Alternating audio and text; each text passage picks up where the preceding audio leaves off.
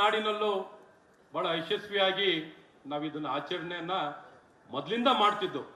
ಅಟಲ್ಜಿಯವರ ಜನ್ಮದಿನವನ್ನ ಬಹಳ ಅರ್ಥಪೂರ್ಣಕವಾಗಿ ಎಲ್ಲರೂ ಎಲ್ಲಾ ಭಾಗದಲ್ಲೂ ತಾವೆಲ್ಲ ಆಚರಣೆ ಮಾಡ್ತಿದ್ರೆ. ಆದ್ರೆ 2014ರಿಂದ ವಿಶೇಷ ಏನಂದ್ರೆ ಆ ದಿನವನ್ನ ಒಬ್ಬ ಉತ್ತಮ ಆಡಳಿತಗಾರ, ಆಡಳಿತಕ್ಕೆ ಹೆಸರುವಾಸಿಯಾದವರು, ಹಾಗಾಗಿ ಅವರ ಆಡಳಿತ ಶೈಲಿ, ಅವರ ನಡೆ ನುಡಿ, ಅವರ ಸುಶಾಸನ ಎಲ್ಲವನ್ನು ನೋಡಿ ಈ ಸಮಾಜದಲ್ಲಿ ಬಹಳ ಸ್ಪಷ್ಟ ಸಂದೇಶವನ್ನು ಕೊಡಬೇಕು. ಸುಶಾಸನ ಬಹಳ ಪ್ರಮುಖವಾದಂತ ಅಂಗ ನಮ್ಮ ಕಾರ್ಯಾಂಗದಲ್ಲಿ, ಹಾಗಾಗಿ ಅದಕ್ಕೆ ಒತ್ತನ್ನು ಕೊಡಬೇಕು, ಆದ್ಯತೆಯನ್ನು ಕೊಡಬೇಕು.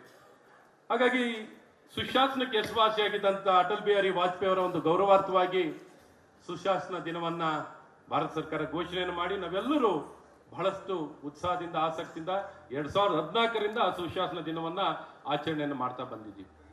ಈಗ ಈ ದಾರಿಯಲ್ಲಿ ಕಳೆದ ವರ್ಷ ನಾನು ಸರ್ಕಾರದಲ್ಲಿದ್ದಾಗ, ಸರ್ಕಾರದ ಮುಂಚೆ ಇದ್ದಾಗ, ಶಾಸಕನಾಗಿದ್ದಾಗ, ಈಗ ನಾನು ಹೇಳ್ಬೇಕು ಅಂದ್ರೆ ವೈಯಕ್ತಿಕವಾಗಿ ಕಳೆದ 20 ವರ್ಷದಿಂದನೂ ಅಟಲ್ ಬಿಹಾರಿ ವಾಜಪೇಯಿ ಅವ್ರನ್ನ, ಅವರ ಜನ್ಮದಿನವನ್ನ ಬಹಳಷ್ಟು ಸಡಗರದಿಂದ, ಸಂಭ್ರಮದಿಂದ ದಿನವಿಡೀ ಹಲವಾರು ಕಾರ್ಯಕ್ರಮ ನಾವು ಹೇಳಬೇಕು ಅಂದ್ರೆ ಕ್ಷೇತ್ರ ಮಟ್ಟದಲ್ಲಿ ಆಟೋ ಚಾಲಕರು ಮತ್ತಿನ್ನೊಬ್ಬರು ಆರೋಗ್ಯ ಶಿಬಿರ ಮತ್ತು ಪ್ರಸ್ತುತವಾದಂತಹ ಸುಧಾರಣೆಗಳನ್ನ, ಮತ್ತು ರಾಜ್ಯ ಮಟ್ಟದಲ್ಲಿ ಇಂತಹ ಕಾರ್ಯಕ್ರಮ. ಹಾಗಾಗಿ ಇವತ್ತು ನಾವು ವಾಸ ಮಾಡಿ ಬದುಕ್ತಿರುವಂತ ನಮ್ಮ ಬೆಂಗಳೂರು, ಈ ನಮ್ಮ ಬೆಂಗಳೂರನ್ನ ಮತ್ತು ನಮ್ಮ ದಕ್ಷಿಣ ಕರ್ನಾಟಕದಲ್ಲಿ ಒಂದು ಉತ್ತಮ ಆಡಳಿತ, ಏನೊಂದು ಕೃಷ್ಣದೇವರಾಯರ ಒಂದು ಪ್ರೇರೇಪಣೆಯನ್ನ ಪಡೆದು ವಿಜಯನಗರ ಸಾಮ್ರಾಜ್ಯದ ಆಡಳಿತ ವೈಭವವನ್ನ, ಆಡಳಿತ ಶೈಲಿಯನ್ನ ನೋಡಿ ನಮ್ಮ ಈ ಭಾಗದಲ್ಲೂ ಆ ಆಡಳಿತವನ್ನು ಕೊಡಬೇಕು ಅಂತ ಬಯಸಿ ನಮ್ಮ ಈ ಭಾಗದಲ್ಲಿ ಉತ್ತಮ ಆಡಳಿತಗಾರನಾಗಿ ಕೆಲಸವನ್ನ ಮಾಡಿದಂತ ನಾಡಪ್ರಭು ಕೆಂಪೇಗೌಡರ ಒಂದು ಪ್ರೇರೇಪಣೆಯೊಂದಿಗೆ ಕಳೆದ ವರ್ಷದಿಂದ ಅವರ ಒಂದು ವೇದಿಕೆ, ಅವರ ಹೆಸರಿನಲ್ಲಿ ಪಕ್ಷಾತೀತವಾಗಿ ನಾವು ಪಕ್ಷದ ವೇದಿಕೆಯಲ್ಲಿ ಮಾಡ್ತಾ ಇರ್ತೀವಿ ಕಾರ್ಯಕ್ರಮ. ಆದ್ರೆ ಒಂದು ಪಕ್ಷಾತೀತವಾಗಿ ರಾಜಕೀಯ ಪಕ್ಷದಲ್ಲಿ ಇಲ್ಲದಂತ ವ್ಯಕ್ತಿಗಳನ್ನ ಕರೆಸುವಂಥದ್ದು, ಅವ್ರನ್ನೂ ಭಾಗಿಗಳಾಗಿ ಮಾಡಬೇಕು, ಆ ಪಕ್ಷಾತೀತವಾಗಿ ಕಾರ್ಯಕ್ರಮವನ್ನು ನಡೆಸು ನಿಜಕ್ಕೂ ಒಂದು ಸುಶಾಸನ ದಿನವನ್ನ ಅರ್ಥಪೂರ್ಣಕವಾಗಿ ಆಚರಣೆ ಮಾಡಬೇಕು. ಹಾಗಾಗಿ ನಾಡಪ್ರಭು ಕೆಂಪೇಗೌಡರು ಯಾವ ರೀತಿ ನಮ್ಮ ಬೆಂಗಳೂರನ್ನ ಒಂದು ಪ್ರಗತಿಪರವಾದಂತ ಒಂದು ನಗರವಾಗಿ ಎಲ್ಲ ಜಾತಿ ಜನಾಂಗಕ್ಕೂ ಸಲ್ಲುವಂತ ರೀತಿಯಲ್ಲಿ ಪ್ರಕೃತಿ, ಪರಿಸರ, ಧರ್ಮ, ಸಂಸ್ಕೃತಿ, ವ್ಯಾಪಾರ, ವ್ಯವಹಾರ ಎಲ್ಲದಕ್ಕೂ ಯಾವುದೂ ಬಿಟ್ಟಿಲ್ಲ, ಎಲ್ಲ ವಿಚಾರಗಳನ್ನ ಒಳಗೊಂಡಂತೆ 360 ಡಿಗ್ರಿಯಲ್ಲಿ ಅದ್ಭುತ ಆಡಳಿತವನ್ನು ಕೊಟ್ಟು ಅಭಿವೃದ್ಧಿಯನ್ನು ಮಾಡಿದಂತ ವ್ಯಕ್ತಿ, ಅಂತ ಮಹಾನ್ ವ್ಯಕ್ತಿಯ ಒಂದು ವೇದಿಕೆಯ ಮೂಲಕ ದೇಶ ಎಂದು ಕಾಣದಂತ ಅತಿ ಉತ್ತಮ, ದಕ್ಷ, ಶ್ರೇಷ್ಠ ಆಡಳಿತಗಾರ, ಅಜಾತ ಶತ್ರು, ಭಾರತ ರತ್ನ ಪಡೆದಂತ ಮಾಜಿ ಪ್ರಧಾನಮಂತ್ರಿಗಳಾದಂತ ನಮ್ಮ ಅಟಲ್ ಬಿಹಾರಿ ವಾಜಪೇಯಿ ಅವರ ಶತಮಾನೋತ್ಸವನ್ನ ಈ ವರ್ಷ ವಿಶೇಷ ಏನಂದ್ರೆ ಶತಮಾನೋತ್ಸವ. ಈ ಶತಮಾನೋತ್ಸವನ್ನ ಅರ್ಥಪೂರ್ಣಕವಾಗಿ ಆಚರಣೆ ಮಾಡಬೇಕು. ಹಾಗಾಗಿ ದಿಕ್ಕಲ್ಲಿ ತಮ್ಮೆಲ್ಲರ ಸಹಕಾರ, ತಾವೆಲ್ಲರೂ ವಿವಿಧ ಭಾಗದಿಂದ, ಇವತ್ತು ಕರ್ನಾಟಕ ರಾಜ್ಯದ ವಿವಿಧ ಭಾಗದಿಂದ ತಾವೆಲ್ಲರೂ ತಮ್ಮ ಬಿಡುವಿಲ್ಲದ ಸಮಯದಲ್ಲೂ ಬಿಡುವನ್ನ ಮಾಡಿಕೊಂಡು ತಾವೆಲ್ಲರೂ ಈ ಪ್ರೀತಿಯಿಂದ, ಒಂದು ಆಸಕ್ತಿಯಿಂದ ಒಂದು ಸಮಾಜವನ್ನ ಬಲಿಷ್ಠವಾಗಿ ಕಟ್ಟಬೇಕು, ಸುಶಾಸನಕ್ಕೆ ಆದ್ಯತೆಯನ್ನು ಕೊಡಬೇಕು. ಈ ಉತ್ತಮ ಸುಶಾಸನ ಕೊಟ್ಟಂತ ಮಾಜಿ ಪ್ರಧಾನಮಂತ್ರಿಗಳಾದಂಥ ಅಟಲ್ ಬಿಹಾರಿ ವಾಜಪೇಯಿ ಅವರಿಗೆ ಗೌರವ ಸಲ್ಲಿಸಬೇಕು. ಎಲ್ಲ ಮನಸ್ಸುಗಳು ಈ ಸಮಾಜದಲ್ಲಿದ್ದಂತ, ಪ್ರಸ್ತುತವಾಗಿ ವಿವಿಧ ಕ್ಷೇತ್ರದಲ್ಲಿ ಸಾಧನೆ ಮಾಡ್ತಿರೋಂಥ ವ್ಯಕ್ತಿಗಳೆಲ್ಲ ಒಂದು ಕಡೆ ಸೇರಿ ಈ ಸಂದೇಶ ನಾವು ಕೊಡಬೇಕು. ಈ ಸಂದೇಶ ನಮ್ಮ ನಾಡನ್ನ ಏನೊಂದು ಸಮೃದ್ಧಿ ಭರಿತವಾಗಿ ಎಲ್ಲಾ ಕ್ಷೇತ್ರದಲ್ಲೂ ಸಾಧನೆಯನ್ನ ಕೊಟ್ಟು ಈ ಸುಶಾಸನದ ಮೂಲಕ ಸಾಧಿಸಲಿಕ್ಕೆ ಸಾಧ್ಯವಿದೆ ಅನ್ನುವಂತ ಈ ಸಂದೇಶವನ್ನು ಕೊಡ್ಲಿಕ್ಕೆ ಬಂದಿರುವಂತ ನಮ್ಮೆಲ್ಲ ಮತ್ತೊಮ್ಮೆ ಗಣ್ಯಮಾನ್ಯರಿಗೆ ನಾನು ಮತ್ತೊಮ್ಮೆ ನಿಮ್ಗೆಲ್ಲರಿಗೂ ಹೃದಯಪೂರ್ವಕವಾಗಿ ಈ ಒಂದು ಕಾರ್ಯಕ್ರಮಕ್ಕೆ ಸ್ವಾಗತವನ್ನ ಬಯಸ್ತೇನೆ. ಆತ್ಮೀಯರೇ, ನಮ್ಗೆಲ್ಲ ಗೊತ್ತಿದ್ದ ಹಾಗೆ ಪ್ರತಿಯೊಬ್ಬ ವ್ಯಕ್ತಿಯಲ್ಲೂ ಒಂದೊಂದು ಕನಸಿರುತ್ತೆ. ನಾವು ಯಾವ ಒಂದು ವಾತಾವರಣದಲ್ಲಿ ಬೆಳಿತೀವಿ, ನಮ್ಮ ವಾತಾವರಣದಲ್ಲಿ ಬೆಳೆದಾಗ ನಮ್ಮ ಗುರುಗಳು, ಸ್ನೇಹಿತರು, ಹಿತೈಷಿಗಳು, ಸಂಬಂಧಿಕರು, ತಂದೆ ತಾಯರು ಈ ಎಲ್ಲರ ಮಧ್ಯದಲ್ಲಿ ಬೆಳೀತಾ ಇರ್ಬೇಕಾದ್ರೆ ನಮ್ಮಲ್ಲಿ ಒಂದು ಈ ಬೀಜವನ್ನ ಬಿತ್ತಿ ಈ ಸಮಾಜದಲ್ಲಿ ಹಲವಾರು ಸವಾಲು ಸಮಸ್ಯೆಗಳು ಇವನ್ನೆಲ್ಲ ಒಂದ್ ಕಡೆ ಬಗೆಹರಿಸ್ಕೋಬೇಕು, ಗುಣಮಟ್ಟದ ಬದುಕನ್ನು ಕಾಣಬೇಕು, ಸಮಾನತೆಯನ್ನು ಕಾಣಬೇಕು, ಎಲ್ಲರಿಗೂ ಏನೊಂದು ಅವರಿಗೆ ಗುಣಮಟ್ಟದ ಒಂದು ಜೀವನ ನಡೆಸಲಿಕ್ಕೆ ಬೇಕಾಗಿರುವಂತ ಎಲ್ಲ ಸೌಕರ್ಯ ಮತ್ತು ಸಬಲೀಕರಣ ಇವನ್ನೆಲ್ಲ ಕೊಡಬೇಕಾದ್ರೆ ಹಲವಾರು ಹೆಜ್ಜೆಗಳನ್ನ ಮುಂದೆ ಹೋಗ್ತಾ ಇರ್ತೀವಿ. ಆದ್ರೆ ಇನ್ನೊಂದು ಬಯಸಿದ ಮಟ್ಟಕ್ಕೆ ನಮ್ಗೆ ಸಿಕ್ಕಿರಲ್ಲ. ಆ ಬಯಸಿದ ಮಟ್ಟಕ್ಕೆ ಸಿಗೋ ರೀತಿಯಲ್ಲಿ ಈ ಪ್ರಯತ್ನಗಳು ನಡೆದಿದೆ. ಸ್ವಾತಂತ್ರ್ಯ ಪೂರ್ವದಲ್ಲಿ, ಸ್ವಾತಂತ್ರ್ಯ ನಂತರದಲ್ಲಿ ಬಹಳ ವೇಗದಲ್ಲಿ ಹಲವಾರು ಕಾರ್ಯಗಳು ನಡೆದಿವೆ. ಇವೆಲ್ಲವೂ ಉತ್ತಮ ಕಾರ್ಯಗಳು ನಡೆದಿದೆ. ಇನ್ನೂ ಅತಿ ಉತ್ತಮವಾಗಿ ನಡಿಬೇಕು. ಎಲ್ಲೋ ಒಂದ್ ಕಡೆ ನಾವೆಲ್ಲೋ ಒಂದು ನಮ್ದೇ ಆದ ವೇಗದಲ್ಲಿ ಎಲ್ಲೋ ಒಂದ್ ಕಡೆ ತಡವಾಗಿ ಆಗಿದ್ರೆ ಇನ್ನೂ ಒಂದು ನಡೆಯುತ್ತಾ ಅಂತ ಇಲ್ಲ.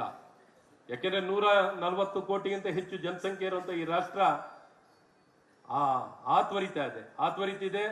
ನಮಗೆ ವೇಗದಲ್ಲಿ ನಮ್ಗೆ ಹಲವಾರು ಬೇಡಿಕೆಗಳಿದೆ. ಮೂಲಭೂತ ಸೌಕರ್ಯಗಳು ಎಲ್ಲ ಸಮಾನತೆ, ಅದು ಗುಣಮಟ್ಟದ ಶಿಕ್ಷಣ ಆಗಿರ್ಲಿ, ಗುಣಮಟ್ಟದ ಆರೋಗ್ಯ ಸೇವೆ ಆಗಲಿ, ಮೂಲಭೂತ ಸೌಕರ್ಯ ಆಗಲಿ, ಮನೆ ಆಗಲಿ, ವಿದ್ಯುತ್ ಶಕ್ತಿ ಆಗಲಿ, ಕುಡಿಯೋ ನೀರಾಗ್ಲಿ, ಅಥವಾ ಆರ್ಥಿಕ ಸಬಲೀಕರಣವಾಗ್ಲಿ, ಸಾಮಾಜಿಕ ನ್ಯಾಯ ಆಗಲಿ, ಈ ರೀತಿ ಹಲವಾರು ವಿಚಾರಗಳನ್ನು ಒಳಗೊಂಡಂತೆ ಬಹಳ ವೇಗದಲ್ಲಿ ನಾವು ಪ್ರಗತಿಯನ್ನು ಕಾಣಬೇಕು. ಈ ದಿಕ್ಕಲ್ಲಿ ನಮ್ಮೆಲ್ಲರ ನೆಚ್ಚಿನ ಮಾಜಿ ಪ್ರಧಾನಮಂತ್ರಿಗಳಾದಂಥ ಅಟಲ್ ಬಿಹಾರಿ ವಾಜಪೇಯಿ ಅವರು ಇವತ್ತು ತಮಗೆಲ್ಲ ಗೊತ್ತಿದ್ದ ಹಾಗೆ ಹಲವಾರು ಕ್ಷೇತ್ರದಲ್ಲಿ ಅವರ ಕೊಡುಗೆಯನ್ನು ಕೊಟ್ಟಿದ್ದಾರೆ. ಇದೇ ದಾರಿಯಲ್ಲಿ ಪ್ರೇರೇಪಣೆಯನ್ನು ಪಡೆದು ನಮ್ಮ ಇಂದಿನ ಪ್ರಧಾನಮಂತ್ರಿಗಳಾದಂಥ ನರೇಂದ್ರ ಮೋದಿ ಅವರು ಸಹ ಬಹಳ ಉತ್ತಮವಾಗಿ ಆಡಳಿತವನ್ನು ಕೊಡ್ತಿದ್ದಾರೆ. ನಾವು ಇದೇ ದಾರಿಯಲ್ಲಿ ನಾವು ಹೇಗೆ ನಮ್ಮ ಜೀವನದಲ್ಲಿ ನಾವು ಪ್ರತಿಯೊಬ್ಬರು ಈ ಸುಶಾಸನಕ್ಕೆ ಆದ್ಯತೆಯನ್ನು ಕೊಡುವಂಥದ್ದಾಗಬೇಕು. ನಮ್ಮ ನಾಯಕರುಗಳು ಕೊಡ್ತಾ ಇದ್ದಾರೆ, ಅವರೆಲ್ಲ ಸುಶಾಸನವನ್ನ ಬಹಳ ಬಲವಾಗಿ ನಂಬಿ ಈ ದಿಕ್ಕಿನಲ್ಲಿ ತಮ್ಮ ಸರ್ವ ಪ್ರಯತ್ನವನ್ನು ಮಾಡಿ ಇವತ್ತು ಹಲವಾರು ಸುಧಾರಣೆಗಳನ್ನ ತರಲಿಕ್ಕೆ ಕಾರಣಕರ್ತರಾಗಿದ್ದಾರೆ. ಸೊ ನಾವು ವ್ಯಕ್ತಿಗತವಾಗಿ ನಾವು ಯಾವುದೇ ವೃತ್ತಿಯಲ್ಲಿ ನಾವು ಯಾವುದೇ ಕ್ಷೇತ್ರದಲ್ಲಿ ಇರಲಿ, ವೃತ್ತಿಯಲ್ಲಿ ಇರಲಿ, ಏನೇ ಕಾರ್ಯವನ್ನು ಮಾಡ್ತಿರ್ಲಿ, ಈ ಪ್ರತಿಯೊಂದು ಕಾರ್ಯದಲ್ಲೂ ಗುಡ್ ಪ್ರಾಕ್ಟೀಸಸ್, ಕಾನೂನು ಪಾಲನೆ, ಗುಡ್ ಪ್ರಾಕ್ಟೀಸಸ್ ಜೊತೆಲೇ ಕಾನೂನು ಪಾಲನೆ. ನಾವೇನು ಉತ್ತಮ ನಾಗರಿಕರಾಗಿ ಏನ್ ಮಾಡ್ಬೋದು ಅಂದ್ರೆ ಒಂದು ಕಾನೂನು ಪಾಲನೆನ ನಾವು ಪ್ರತಿಯೊಬ್ಬರು ಪಾಲನೆ ಮಾಡ್ಲಿಕ್ಕೆ ಶುರು ಮಾಡಿದ್ರೆ ತಾನಾಗ್ತಾನೆ ಸಮಾಜದ ಪ್ರತಿಯೊಂದು ಸಮಸ್ಯೆಯನ್ನು ಬಗೆಹರಿಲಿಕ್ಕೆ ಸಾಧ್ಯವಾಗುತ್ತೆ.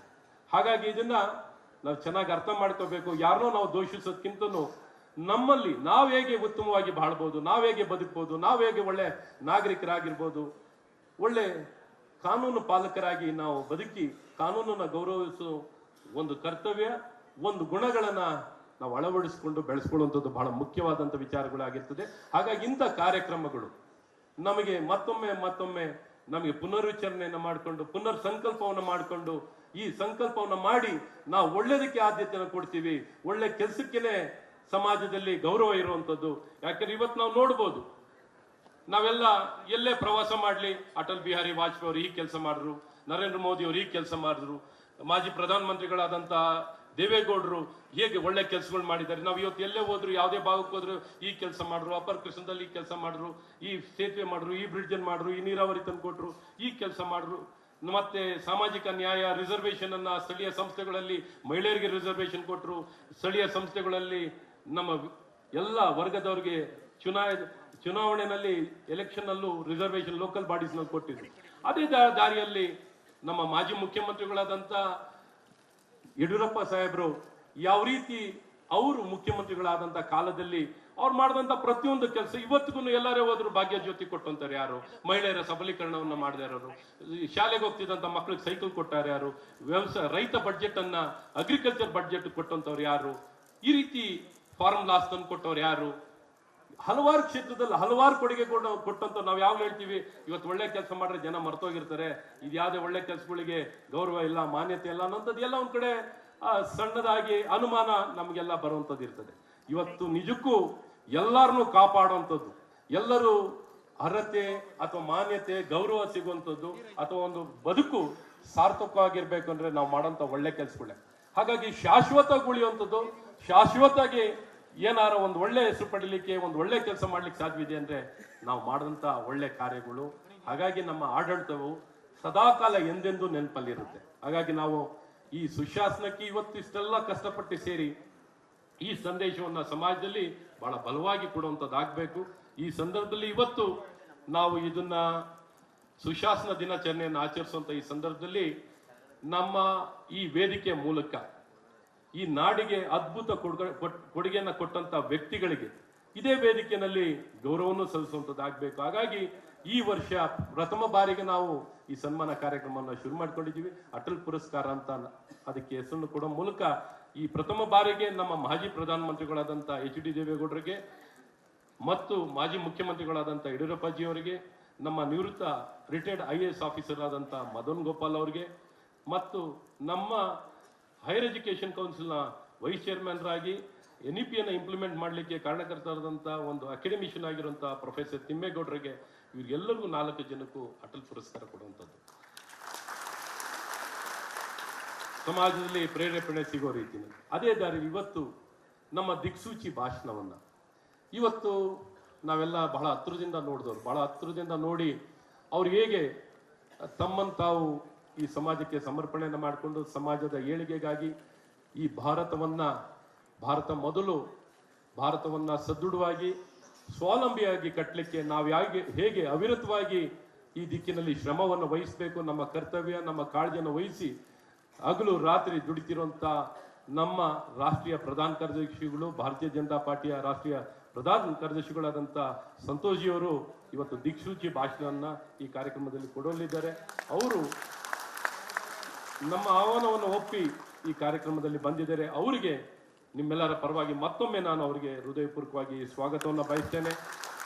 ಹಾಗೆ ಈ ವೇದಿಕೆಯ ನಾಡಪ್ರಭು ಕೆಂಪೇಗೌಡರ ಜನಪರ ವೇದಿಕೆಯ ಅಧ್ಯಕ್ಷರು ಏನೊಂದು ಸಾಂಸ್ಕೃತಿಕ ರಾಯಭಾರಿಗಳಾಗಿ ಇಡೀ ವಿಶ್ವದಲ್ಲೇ ನಮ್ಮ ನಾಡಿನ ಸಂಸ್ಕೃತಿಯನ್ನ ಇಡೀ ವಿಶ್ವಕ್ಕೆ ಬಹಳ ಪ್ರಬಲವಾಗಿ ತಿಳಿಸಿ ವಿವಿಧ ಕಾರ್ಯಕ್ರಮಗಳ ಮೂಲಕ ಸಾಹಿತಿಗಳಾಗಿ ಮತ್ತು ಶೈಕ್ಷಣಿಕವಾಗಿಯೂ ಪ್ರೊಫೆಸರ್ ಆಗಿ ಕರ್ತವ್ಯ ನಿರ್ವಹಿಸಿರುವಂಥ ನಮ್ಮೆಲ್ಲರ ಅಚ್ಚುಮೆಚ್ಚಿನ ಪ್ರೊಫೆಸರ್ ಕೃಷ್ಣೇಗೌಡರು ಈ ವೇದಿಕೆ ಅಧ್ಯಕ್ಷರಾಗಿ ಇವತ್ತು ನಮಗೆ ಗೌರವವನ್ನು ತಂದಿದ್ದಾರೆ. ಅವರ ಉಪಸ್ಥಿತಿಯನ್ನು ಸಹ ಗೌರವಿಸಿ ಅವರು ಈ ವೇದಿಕೆಗೆ ಶಕ್ತಿಯನ್ನು ತುಂಬಿದ್ದಾರೆ.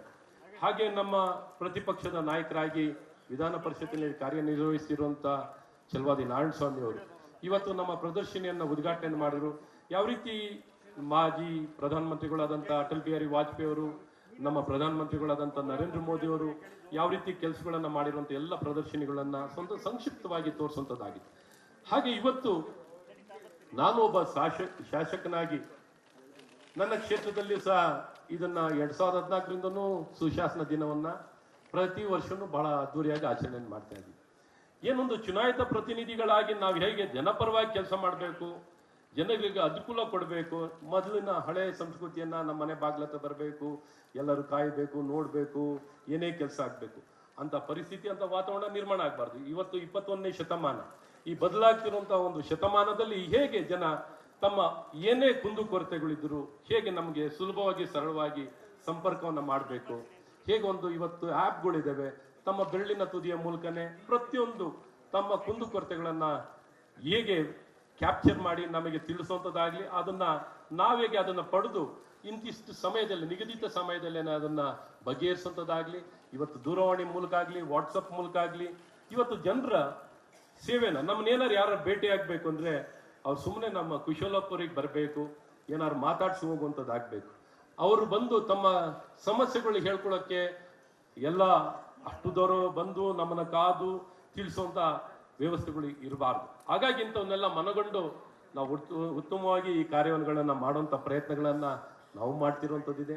ಹಾಗೆ ಇದೇ ದಾರಿಯಲ್ಲಿ ಇವತ್ತು ನಾನು ಮಾತಾಡ್ತಿದ್ದು, ಇವತ್ತಿನ ಸುಶಾಸನ ದಿನ ಅಂಗವಾಗಿ ನಮ್ಮ ಮಲ್ಲೇಶ್ವರಂ ವಿಧಾನಸಭಾ ಕ್ಷೇತ್ರದಲ್ಲಿ ನಿಪುಣ್ ಭಾರತ್ ಕಾರ್ಯಕ್ರಮನ ಹಮ್ಮಿಕೊಂಡಿದ್ದು. ಈ ನಿಪುಣ್ ಭಾರತ್ ಅಂದ್ರೆ ಏನು? ನಿಜವಾದ ಸಮಾನತೆ. ಇವತ್ತೇನಾರ ಸಮಾಜದಲ್ಲಿ ಸಮಾನ ಶಿಕ್ಷಣ, ಸಮಾನ ಅವಕಾಶ ಇವತ್ತೇನಾರು ಕೊಡಬೇಕಾದ್ರೆ ಅದು ಸಾಧ್ಯವಿರೋದು ಗುಣಮಟ್ಟದ ಶಿಕ್ಷಣದ ಮೂಲಕ. ಹಾಗಾಗಿ ಈ ಗುಣಮಟ್ಟದ ಶಿಕ್ಷಣನ ಕೊಡುವಂಥದ್ದು ನಮ್ಮೆಲ್ಲರ ಕರ್ತವ್ಯ ಆಗಿರ್ತದೆ. ಈ ದಿಕ್ಕಿನಲ್ಲಿ ನಮ್ಮೆಲ್ಲರ ನೆಚ್ಚಿನ ಪ್ರಧಾನಮಂತ್ರಿಗಳಾದಂಥ ನರೇಂದ್ರ ಮೋದಿ ಅವರು ನಿಪುಣ್ ಭಾರತ್ ಅನ್ನ ಘೋಷಣೆ ಮಾಡಿದ್ದಾರೆ. ಏನಪ್ಪಾ ಈ ನಿಪುಣ್ ಭಾರತ್ ಅಂದ್ರೆ, ಇದನ್ನ 26-27 ಒಳಗಡೆ ಇದು ಸಾಧಿಸ್ಬೇಕಾಗತ್ತೆ. ಏನೊಂದು ಬುನಾದಿ ಸಾಮರ್ಥ್ಯತೆ ಅಂತ ಏನಿದೆ, ಬುನಾದಿ ಸಾಮರ್ಥ್ಯತೆ ಅಂತ ಇದೆ, ಇದು 9ನೇ ವಯಸ್ಸಿನ ಒಳಗೆ ಕಡ್ಡಾಯವಾಗಿ ಕಲಿಬೇಕಾದಂತಹ ಭಾಷೆ ಮತ್ತು ಸಾಂಖ್ಯಿಕ ಸಾಮರ್ಥ್ಯ, ನ್ಯೂಮರಸಿ, ಲ್ಯಾಂಗ್ವೇಜ್ ಅಂಡ್ ನ್ಯೂಮರಸಿ 9ನೇ ವಯಸ್ಸೊಳಗಡೆ ಕಲಿಬೇಕಾಗಿದ್ದನ್ನ ಕಲಿಯದ ಕಾರಣ ಒಂದು ದೊಡ್ಡ ಸವಾಲಾಗಿದೆ. ಇದನ್ನ ಕಲ್ತಿರುವಂತ ಮಕ್ಕಳು, ಇದನ್ನ 9ನೇ ವಯಸ್ಸಲ್ಲಿ ಕಲಿಬೇಕಾಗಿರೋರು ಈಗ ಸಾಮಾನ್ಯವಾಗಿ 13ನೇ ವಯಸ್ಸೊಳಗಡೆ ಕಲಿತಾ ಇರುವಂತದ್ದಾಗ್ತಿದೆ. ಒಂದಿಷ್ಟು ಜನ ಮಾತ್ರ 9ನೇ ವಯಸ್ಸೊಳಗಡೆ ಕಲಿತಾರೆ. ಕೆಲವೊಂದಿಷ್ಟು ವಿದ್ಯಾರ್ಥಿಗಳು 13ನೇ ವಯಸ್ಸು 7ನೇ ಕ್ಲಾಸ್ ಒಳಗೆ ಕಲಿತಾರೆ. ಈ ಸಂಖ್ಯೆಯನ್ನು ನೋಡಿದಾಗ 50% ಮಾತ್ರ ಇದೆ. ಈ ಸಂಖ್ಯೆ 50% ಇದೆ. ಯಾರು ಈ ಬುನಾದಿ ಸಾಮರ್ಥ್ಯ ಅಂತ ಏನ್ ಹೇಳ್ತೀವಲ್ಲ, ಕಡ್ಡಾಯವಾಗಿ ಕಲಿಬೇಕಾಗಿರುವಂತ ಭಾಷೆ, ಒಂದಿಷ್ಟು ಕನಿಷ್ಠವಾಗಿ ಕಡ್ಡಾಯವಾಗಿ ಕಲಿಬೇಕಾಗಿರುವಂತ ಭಾಷೆ ಮತ್ತು ಗಣಿತ, ನ್ಯೂಮರಸಿ, ಇದನ್ನ ಏನ್ ಕಲಿಬೇಕಾಗಿದೆಯೋ ಅದನ್ನ ಕಲ್ತಿರಲ್ಲ. 13ನೇ ವಯಸ್ಸಾಗಿ 7ನೇ ಕ್ಲಾಸ್ ವರೆಗೆ ಬಂದಿರೂ ಕಲ್ತಿರಲ್ಲ. ಅದು ಬರೀ 50% ಮಕ್ಕಳು ಮಾತ್ರ ಕಲ್ತಿರ್ತಾರೆ. ಇನ್ನು 50% ಮಕ್ಕಳು ಕಲ್ತಿರಲ್ಲ. ಹಾಗಾಗಿ ಇದನ್ನ ಸರಿಪಡಿಸ್ಬೇಕು. ಎಲ್ಲ ಮಕ್ಕಳು 100% ಈ ಬುನಾದಿ ಶಿಕ್ಷಣ ಸಾಮರ್ಥ್ಯತೆಯನ್ನ ಕಲಿಬೇಕು. ಇದನ್ನು ನಾವು ಸಾಧಿಸಬೇಕು. ಈ ದೇಶದಲ್ಲಿ ಎಲ್ಲರಿಗೂ ಸಮಾನ ಶಿಕ್ಷಣವನ್ನು ಕೊಡಬೇಕು ಅಂತ ಘೋಷಣೆ ಮಾಡಿರುವಂತ ನಮ್ಮ ನರೇಂದ್ರ ಮೋದಿ ಅವರ ಒಂದು ಮಿಷನ್, ನಿಪುಣ್ ಭಾರತ್ ಮಿಷನ್, ಇದನ್ನು ಅನುಷ್ಠಾನವನ್ನು ಮಾಡಲಿಕ್ಕೆ ನಮ್ಮ ಕ್ಷೇತ್ರದಲ್ಲಿ ಕೈಗೆತ್ತಿಕೊಂಡಿದ್ದೀವಿ. ಈ ಕೈಗೆತ್ತಿಕೊಂಡು ಮೊದಲೇ ಹಂತದಲ್ಲಿ ಏನೊಂದು 4ರಿಂದ 7 ಕ್ಲಾಸ್ನವರಿಗೆ ಟಾರ್ಗೆಟ್ ಮಾಡ್ಕೊಂಡಿದ್ದೀವಿ. ಇನ್ನು ಉಳಿದದ್ದು 1ನೇ ಕ್ಲಾಸಿಂದ 3, ಇನ್ನೊಂದಿಷ್ಟು ಭಾಗ ಒಂದು ನರ್ಸರಿ ಮಟ್ಟದಲ್ಲಿ. ಈ ನರ್ಸರಿ ಮಟ್ಟದಲ್ಲೂ 20 ಹೊಸದಾಗಿ ನರ್ಸರಿ ಶಾಲೆಯನ್ನ ಪ್ರಾರಂಭವನ್ನು ಮಾಡ್ತಾ ಇದ್ದೀವಿ. ಮತ್ತು ಇವರೆಲ್ಲ ನ್ಯೂನತೆ ಇರುವಂತ ಮಕ್ಕಳನ್ನೆಲ್ಲ ಗುರುತಿಸಿ, ನ್ಯೂನತೆ ಇರುವಂತ ಮಕ್ಕಳನ್ನ 7ನೇ ಕ್ಲಾಸಲ್ಲಿ ಇನ್ನೂ ಕಲ್ತಿಲ್ಲದೆ ಇರುವಂತ ಮಕ್ಕಳನ್ನೆಲ್ಲ ಗುರುತಿಸಿ ಕಡ್ಡಾಯವಾಗಿ ಅವರಿಗೆ ಕಲಿಸಿ ಮುಂದಕ್ಕೆ ಹೋಗುವಂಥದ್ದಾಗುತ್ತೆ. ಈ ರೀತಿ ಎಲ್ಲರನ್ನು ಒಬ್ಬೊಬ್ಬ ವಿದ್ಯಾರ್ಥಿಯನ್ನು ಗಮನಿಸಿ ಇದನ್ನೆಲ್ಲ ಆದ್ಯತೆಯನ್ನು ಕೊಟ್ಟು ಕೆಲಸ ಮಾಡುವಂಥದ್ದಾಗುತ್ತೆ. ಈ ಮೂಲಕ ಯಾಕೆ ಈ ವೇದಿಕೆ ಮೂಲಕ ಹೇಳಕ್ ಪ್ರಯತ್ನ ಮಾಡ್ತಿದ್ದೀನಿ ಅಂದರೆ, ಇದು ಬಹಳ ಮುಖ್ಯವಾದಂಥದ್ದು. ಇವತ್ತು ನಿಜವಾದ ಆಸ್ತಿ ಅಥವಾ ಜ್ಞಾನ ಅಥವಾ ಶಕ್ತಿ ಒಬ್ಬ ವ್ಯಕ್ತಿ ಕೊಡ್ಲಿಕ್ಕೆ ಸಾಧ್ಯವಿರೋದು ನಾವು ಗುಣಮಟ್ಟದ ಶಿಕ್ಷಣದ ಮೂಲಕ. ನಿಜವಾದ ಸಮಾನತೆ, ಬಾಲ್ಯಡ್ಯ ಅಥವಾ ಎಂಪವರ್ಮೆಂಟ್, ನಿಜವಾದ ಎಂಪವರ್ಮೆಂಟ್, ನಿಜವಾದ ಶಕ್ತಿಯನ್ನು ಕೊಡೋದಿದ್ರೆ ಅದು ಶಿಕ್ಷಣದ ಮೂಲಕ ಕೊಡ್ಲಿಕ್ಕೆ ಸಾಧ್ಯವಾಗುತ್ತೆ. ಹಾಗಾಗಿ ಇದನ್ನೆಲ್ಲ ಗಮನದಲ್ಲಿ ಇಟ್ಕೊಂಡು ಇವತ್ತು ನಾನು ಬೆಳಗಿನ ಕೈಗೆತ್ಕೊಂಡಂತ ಈ ಕಾರ್ಯಕ್ರಮ, ಆದ್ರೆ ನನ್ನ ಕ್ಷೇತ್ರದಲ್ಲಿ ನಾನು ನೋಡಿದಾಗ ಈ ಫೌಂಡೇಶನ್ ಲಿಟ್ರಸಿ ಅಂಡ್ ನ್ಯೂಮರಸಿಯನ್ನು ಅಚೀವ್ ಮಾಡಿದವರು 85% ಇದ್ರು. 85% ಇದ್ರು. ಇನ್ನು ನಮ್ಗುಳಿದಂಥದ್ದು 15% ಇದನ್ನ ಸಾಧಿಸಿ ಮತ್ತು ಬಾಟಮ್ ಲೆವೆಲ್ ಅಲ್ಲೂ ಈ ಗುಣಮಟ್ಟದ ಶಿಕ್ಷಣವನ್ನು ಕೊಡ್ಲಿಕ್ಕೆ ಸರ್ವ ಪ್ರಯತ್ನವನ್ನು ಮಾಡ್ತಾ ಇದ್ದೀನಿ. ಹಾಗಾಗಿ ಇವತ್ತು ಈ ವಿಚಾರವನ್ನ ಈ ವೇದಿಕೆ ಮೂಲಕ ತಮ್ಗೆಲ್ಲ ತಿಳಿಸುವಂತ ಪ್ರಯತ್ನ. ಹಾಗಾಗಿ ನಿಜವಾದ ನಮ್ಮ ಕೊಡುಗೆ ನಮ್ಮ ಸಮಾಜಕ್ಕೆ ಸಮಾನತೆ ಕೊಡಬೇಕು. ನಮ್ಮ ಸಂವಿಧಾನದ ಆಶಯಗಳು ಏನು, ನಿಜವಾದ ಸಮಾನತೆಯನ್ನು ಕೊಟ್ಟು ಅವರಿಗೆ ಶಕ್ತಿಯನ್ನು ತುಂಬಬೇಕಾಗತ್ತೆ. ಈ ಶಕ್ತಿಯನ್ನ ಈ ಉತ್ತಮ ಕಾರ್ಯಗಳ ಮೂಲಕ ಮಾತ್ರ ತುಂಬಲಿಕ್ಕೆ ಸಾಧ್ಯವಾಗುತ್ತೆ ಅಂತ ತಿಳಿಸಿ, ಈ ಸುಶಾಸನ ದಿನದಲ್ಲಿ ತಾವೆಲ್ಲರೂ ಬಂದು ಭಾಗಿಗಳಾಗಿದ್ದೀರಾ. ಇದಕ್ಕೆ ಕಾರಣಕರ್ತರಾದಂಥ ಹಲವಾರು ಬಹಳಷ್ಟು ಶ್ರಮವನ್ನು ವಹಿಸಿ ಇದನ್ನು ಯಶಸ್ವಿಯಾಗಿ ಮಾಡಿದ್ದಾರೆ. ನಾವು ಇದನ್ನೇ ಮುಂದುವರಿಸಿ ಪ್ರತಿದಿನ, ಇವತ್ತು ವಿಶೇಷವಾಗಿ ಹಬ್ಬದ ವಾತಾವರಣ, ಸಂಭ್ರಮ ಮಾಡ್ತಾ ಇದ್ದೀವಿ. ಶತಮಾನೋತ್ಸವ, ನಮ್ಮ ಅಟಲ್ ಬಿಹಾರಿ ವಾಜಪೇಯಿ ಅವರ ಜನ್ಮದಿನದ ಶತಮಾನೋತ್ಸವನ ಸುಶಾಸನ ದಿನವಾಗಿ ನಾವೆಲ್ಲರೂ ಸೇರಿ ಆಚರಣೆ ಮಾಡ್ತಾ ಇದ್ದೀರಾ. ಹಾಗಾಗಿ ಮತ್ತೊಮ್ಮೆ ನಿಮಗೆ ಶುಭಾಶಯ ಕೋರಿ ಈ ಹಬ್ಬವನ್ನ ನಾವು ಪ್ರತಿ ಕ್ಷಣ ಪ್ರತಿದಿನನೂ ನಮ್ಮ ಜೀವನದಲ್ಲಿ ನಮ್ಮ ಸ್ಥಾನದಲ್ಲಿ ನಮ್ಮ ಅಧಿಕಾರ ನಮ್ಮ ಜವಾಬ್ದಾರಿಯಲ್ಲಿ ಇದನ್ನ ಬಹಳ ಪರಿಣಾಮಕಾರಿಯಾಗಿ ನಾವು ಕಾರ್ಯರೂಪಕ್ಕೆ ತಂದು ಇದನ್ನ ಸುಶಾಸನ ದಿನವನ್ನ ಎಲ್ಲ ಸಂದರ್ಭದಲ್ಲೂ ಆಚರಿಸೋಣ ಅಂತ ತಿಳಿಸಿ ನನ್ನ ಮಾತಾಡ್ಲಿಕ್ಕೆ ಅವಕಾಶವನ್ನು ಮಾಡಿಕೊಟ್ಟು ನನ್ನ 2 ಮಾತನ್ನ ಕೇಳಿದಂತ ತಮ್ಮ ಎಲ್ಲರಿಗೂ ಶುಭವನ್ನು ಕೋರಿ ನನ್ನ ಮಾತನ್ನು ನಿಲ್ಲಿಸ್ತೀನಿ. ಭಾರತ್ ಮಾತಾ ಕಿ